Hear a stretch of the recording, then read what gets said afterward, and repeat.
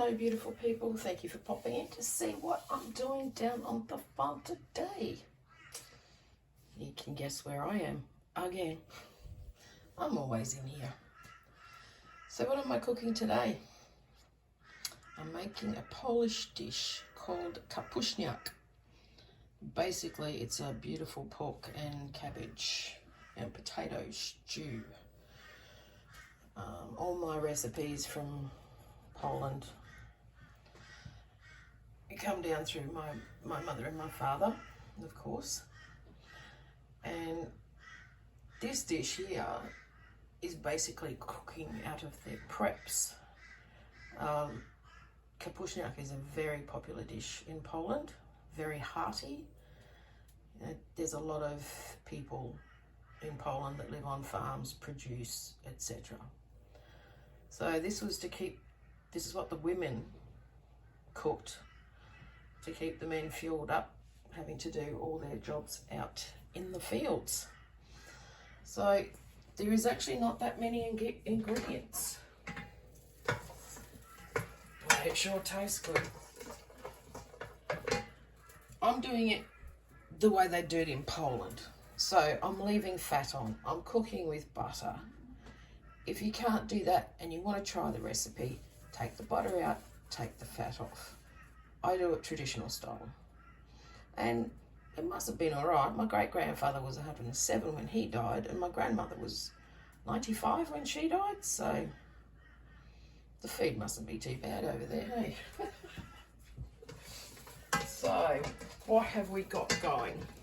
Now, I personally like using barbecue for quarter chunks. Not real impressed with the butcher that I went to today because I couldn't get it anywhere else.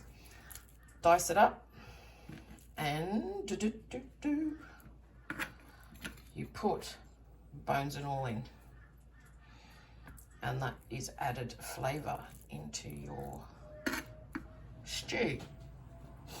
And then I get a nice little yummy munch before I serve the soup up. Take the bones out, have a nice yummy. I used to have to fight with my father for it. So that is our pork, and as you can see, yes, I've left all the fat on it. I'm bad, I know. Then you also need a medium or large diced onion. Now with the potatoes, I've only got 3 there, but I've actually peeled 11, and 11 potatoes are going in there. Tin of diced tomatoes or your own canned tomatoes, a couple of stock cubes. I use the beef ones, but you can use vegetable. The chicken really doesn't go real nice with it. And of course I've got half a head of a drum cabbage. So let's get this going, because this is for dinner tonight. Yum, yum. Bring you over here. Oh, yes, look at all that butter. Yum, yum. So of course I have to use my mother's saucepan. And things always taste better coming out of her saucepan. So it is really super easy to put together. You can see I've already melted the butter. Use as little or as less as you want. Throw the pork in.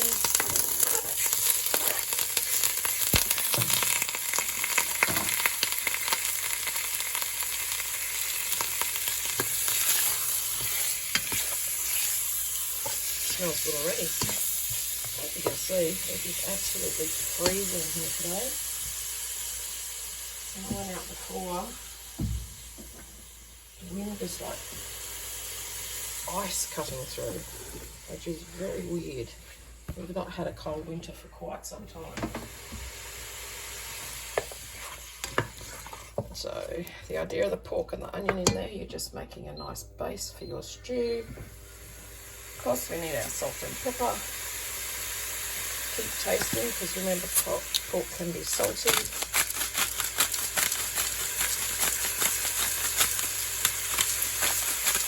I still can't believe we used to eat this in Darwin when it was 33 degrees, but I normally save all these for winter. As soon as it gets cold, the whole can is.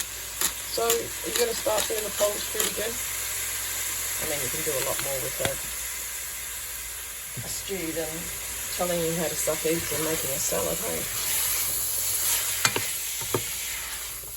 So we need to get some nice brownie bits on the bottom there to make it all nice. Alright, while that's browning off, I'm going to attach these potatoes. I've got to keep an eye on this can. And this saucepan is actually as old as me.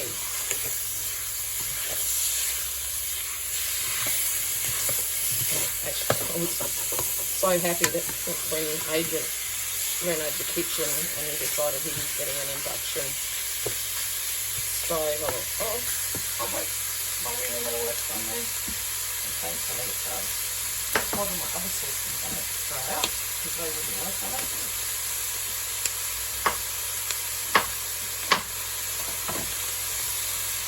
You should smell the smell. Divine. Yeah, the only thing I have problems with is it can burn in spots. So I'll just turn that down a bit. Right, we'll get back over here. Alright, now with the potatoes, don't cut them evenly. Like you do one, say like this. Then I'll get another one and I'll cut it smaller, because then the potatoes, or the starch in the potato, acts as your thickening agent to make a beautiful thick stew.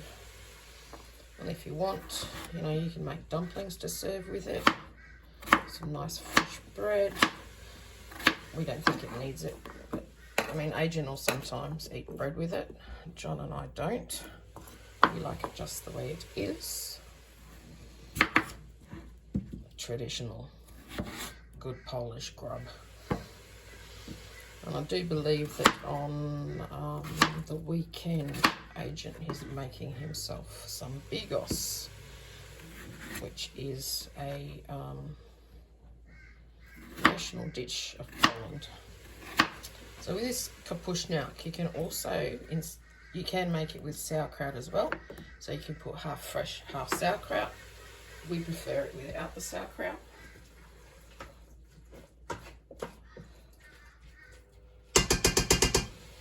The bigos that Agent is going to be making is with sauerkraut and fresh cabbage. I'll make him make that because John and I don't eat it. And he loves it, so I've taught him how to make it. So he makes a big batch in winter and then he freezes it all up in little lots to take to work for lunches, etc. Because it is pretty expensive to make with all the sausage and stuff. But in Poland, it wasn't a problem because they made all their own sausages on the land, because they were raising pork and beef. I actually loved it when I went over to Poland when I was a little girl, staying out on the farm with one of the rellos. It was great. It was actually the first time I saw a duck being killed and prepared ready for lunch that day. I made my father go do it. Yeah, go on, Yannick, you go do it. See if you remember how to do it. So he went out and killed the duck and prepped it for lunch to get it in the oven. Alright, so I've thrown the tomatoes in and I'm going to throw some potatoes in. So this will actually do us for at least 2 nights and a couple of lunches for Agent. And he hates it when he has to take things like that to work for lunch. It's just such hardship. So I'll give you a look at what it looks like in a minute, because you don't want to sit here watching me chop a whole heap of potatoes. So at the minute, this is what it's looking like. I'm just starting the base off.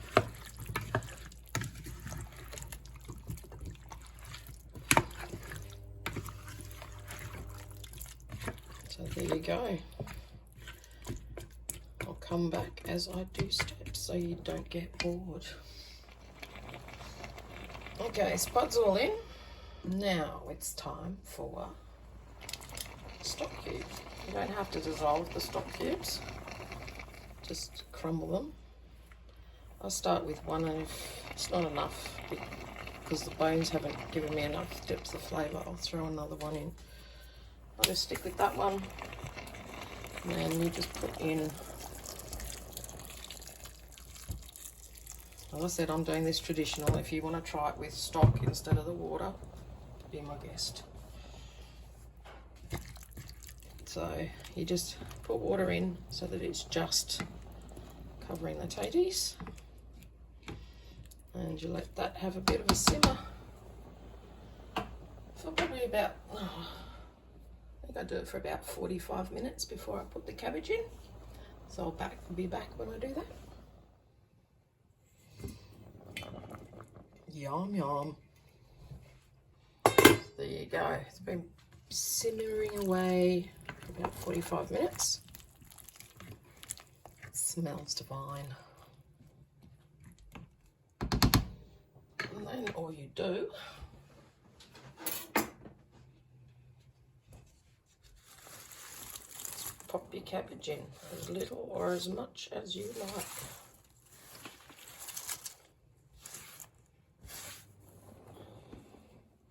Just leave it sitting on top for a while, let it all wilt down, and then stir it in.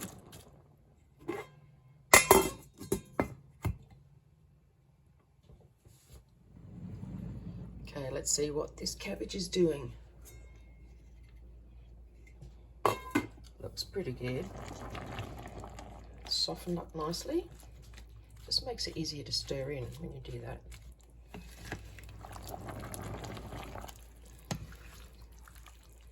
Just give it a good stir, incorporate it all.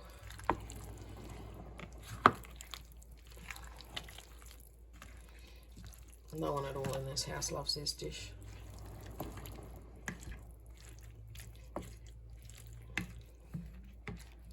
I see how I've kept the liquid in there, so it's like just there.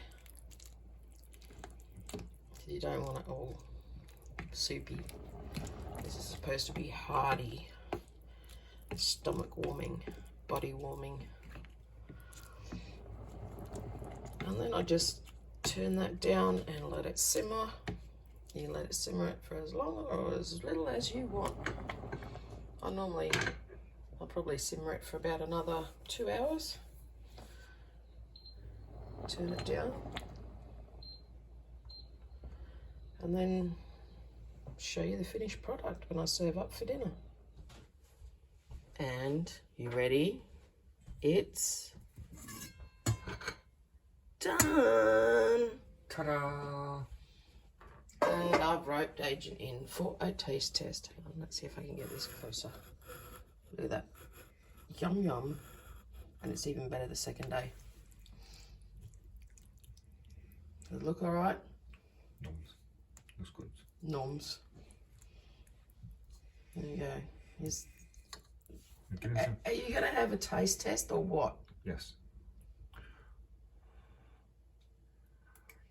And you just dripped all over the floor. I got my dinner. No, I guess it tastes... Can you go and put it back, please? I'm trying to film this video. So there you go, guys. Call it what you will. Kapusniak's the traditional term. I'll just call it talking cabbage stew for the Aussies. So if you like what you see, give it a thumbs up. Don't forget to subscribe and tickle that bell. He's going to eat all our dinner. Catch you next time, guys. See ya.